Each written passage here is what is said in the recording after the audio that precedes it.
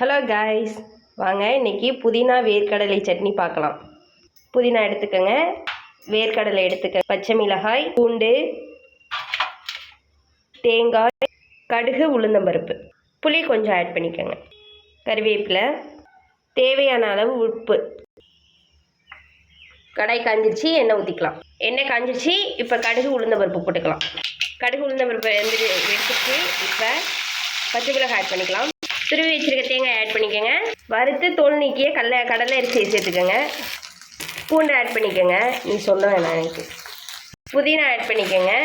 நல்லா மிக்ஸ் பண்ணிக்கோங்க. நல்லா வதங்கிடுச்சு. புளி ஆட் பண்ணிக்கோங்க. தேவையான அளவு உப்பு. நல்லா வதங்கிடுச்சு. வாங்க அரைச்சிட்டு வந்துடலாம். புதினா வேர்க்கடலை சட்னி அரைச்சிட்டு வந்தாச்சு. இப்போ தாளிச்சிட்டு வந்துடலாம். எண்ணெய் காஞ்சிருச்சு. உளுந்தம்பருப்பு போட்டுக்கோங்க, கடுகு போட்டுக்கோங்க. கடுகு உளுந்தம்பருப்பு வெடிச்சிருச்சு. இப்போ கருவேப்பிலை ஆட் பண்ணிக்கலாம்.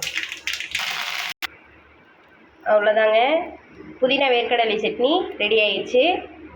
புதினா சட்னி பிடிக்காதவங்க கூட விரும்பி சாப்பிட்லாம், அந்தளவுக்கு டேஸ்ட்டாக இருக்குது. புதினாங்கிற வாடையே இதில் இருக்காது. நீங்களும் உங்கள் வீட்டில் ட்ரை பண்ணி பாருங்கள். தேங்க்ஸ் ஃபார் வாட்சிங்.